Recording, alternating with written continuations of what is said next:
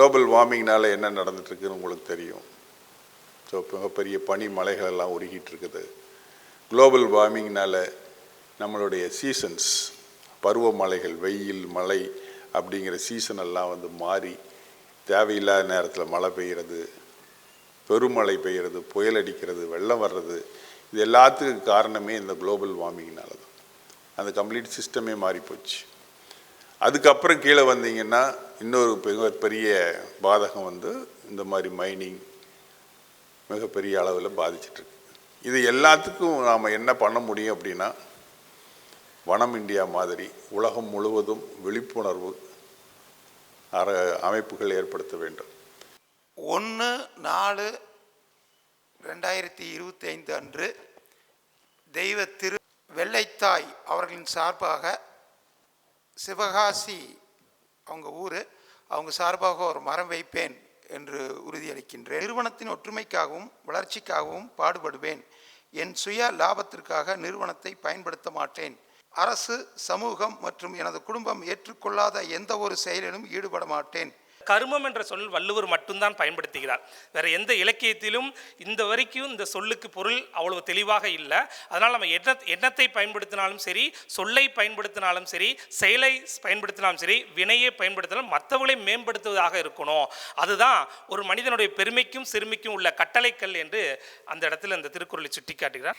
நம்ம வந்து இப்போ வந்து கரண்ட்லி நேச்சரை, ஃபாரஸ்ட் அண்ட் வைல்ட் லைஃப் பேசினோன்னா மெயின் திங் டிஸ்டர்ப் பண்ணுறது வந்து நம்ம ஹியூமன்ஸ் அண்ட் பிளாஸ்டிக். நம்ம வந்து இப்போ கரண்ட் சுச்சுவேஷன் பார்த்தோன்னா நம்ம பிளாஸ்டிக் இமீடியட்டாகவே ஸ்டாப் பண்ண முடியாது. ஏன்னா நம்ம உட்காந்துருக்கிற சேரே இப்போது பிளாஸ்டிக்கால் தான் இருக்குது. ஸோ நம்ம வந்து பிளாஸ்டிக் கம்ப்ளீட்டாகவே ஸ்டாப் பண்ண முடியாது. பட் யூசேஜ் வந்து நம்ம கொஞ்சம் கம்மி பண்ணலாம். லைக் இப்போ நம்ம ஒரு கடைக்கு போகிறோம், reduce the usage of plastic. You can carry cloth bags, பின்ன கட்ட பேக், அந்த மாதிரி you can carry cloth material bags. But நம்ம வந்து அதை எப்போவுமே ஞாபகம் வச்சுக்கணும். எப்போவுமே வெளியே போகும்போது ஒரு கவர் கையில் வச்சுக்கணும். ஸோ தட் பிளாஸ்டிக் பேக்ஸ் வந்து நம்ம அதிகமாக யூஸ் பண்ண மாட்டோம். அண்ட் யூஸ் பண்ணோனாலும் we can reuse it. So main issue is plastic. அப்போது பிளாஸ்டிக் வேஸ்டேஜ் ரெடியூஸ் பண்ணணும். Also waste management. பௌர்ணமின்னா என்ன, அதில் என்ன ஒரு ஈர்க்கும் சக்தி இருக்குது செடிகளுக்கு. அமாவாசைன்னா என்னென்னா, எங்கள் ஐயா வந்து நிறையா தானியங்களை வந்து சேமித்து வச்சு எல்லாத்துக்குமே கொடுப்பாருங்க. அதில் அமாவாசை அன்றைக்கி தான் அவர் அந்த தானியங்களை சணல் பையில் மூட்டையில் போட்டு தைச்சி, அந்த காலத்தில் ரூல் தடியும்பாங்க, கருப்பு கலரில் ஏதோ ஒரு மரம், அதில் அந்த குத்தி நல்லா தைச்சி எடுத்து பார்த்தீங்கன்னா கடைசியில் அந்த 4 பக்கம் ஒன்றா சேர்ந்து அந்த மூட்டை ரவுண்ட் ஆகிரும். எடுத்து போட்டு வச்சுட்டா 2 வருஷம் ஆனாலும் கூட அந்த தானியம் வந்து முளைக்கும். அப்போ அந்த சணல் சாக்கு அந்த தானியம் உருடுறது இல்லைங்க. இதுதான் அமாவாசையில் நீங்கள் பண்ணுறதுன்னு சொல்லுவாருங்க. ஆனால் ஒரு மரம் அப்போ இந்த புஸ்தகத்தில் வந்து பௌர்ணமிக்கு வந்து ஈர்க்கும் சக்தி ஜாஸ்தி இருக்குது. ஆனாலும் 48 மணி நேரம் முன்னால் நட போடுங்க. கோள்கள் இல்லாமல் விவசாயம் இல்லை அப்படிங்கிறது தான் இதனுடைய அடிப்படையாக அவங்க சொல்கிறது. சந்திரன், சூரியன் 28 நாளைக்கு ஒரு தடவை நம்ம சந்திரனும் சனியும் பூமிக்கு அருகில் வரும் நாள் ஒரு நாள் வருது. அது மிகச்சிறந்த நாள். பௌர்ணமினா 48 மணி நேரம் முன்னால் நட போடணும்.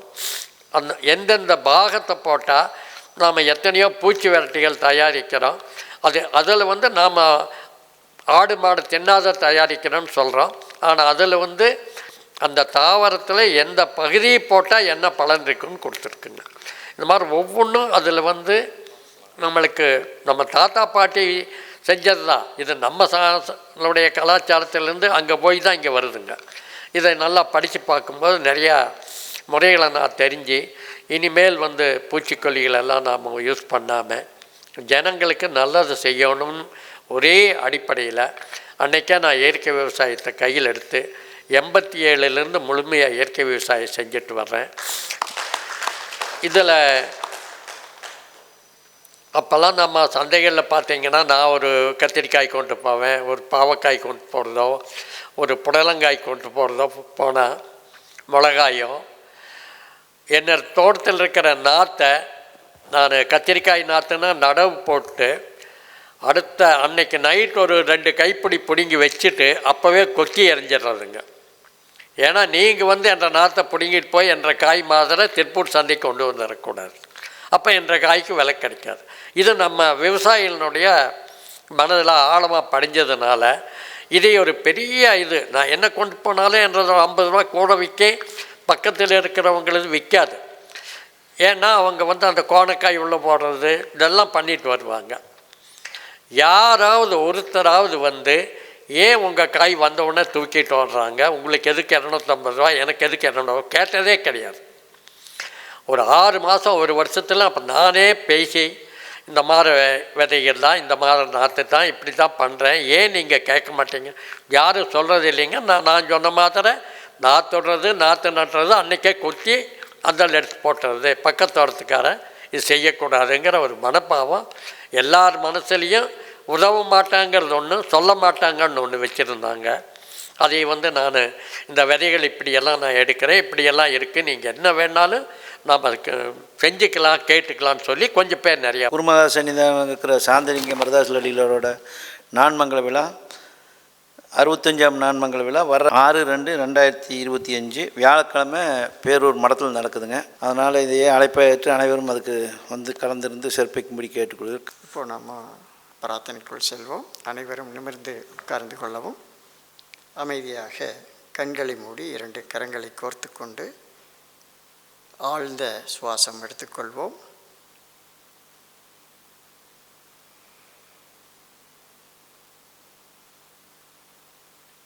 அன்னை தந்தை ஆசானை வணங்கிக் கொள்வோம். வான்மழை வேண்டியும் உலக அமைதி நலன் வேண்டியும் 484வது வான்மழை கூட்டத்திற்கு தலைமையேற்று வரவேற்புரை நல்கி அமர்ந்திருக்கும் இந்த அமைப்பின் செயல் தலைவர் திரு பாலசுப்ரமணியம் ஐயா அவர்களையும், இந்த அமைப்பின் தலைவர் திரு சுவாதி சின்னசாமி அவர்களையும், இந்த அமைப்பினுடைய பொருளாளர் திரு விஸ்வநாதன் அவர்களையும், ஊடகத்துறை இயக்குனர் திரு டிஎம்எஸ் பழனிசாமி அவர்களையும், நிதி இயக்குனர் திரு பிஎம்ஆர் சுந்தரமூர்த்தி அவர்களையும், இணைச் செயலாளர் திரு நடராஜன் அவர்களையும், இன்று நமக்கு நன்னெறி வழங்கிய திரு அறங்காவலர் ராமச்சந்திரன் அவர்களையும், இயற்கை வேளாண்மை இயக்குனர் திரு சேடபாளையம் பழனிசாமி அவர்களையும், சந்தானம் அவர்களையும் மற்றும் வனம் ஊழியர்கள், அறம் காவலர்கள்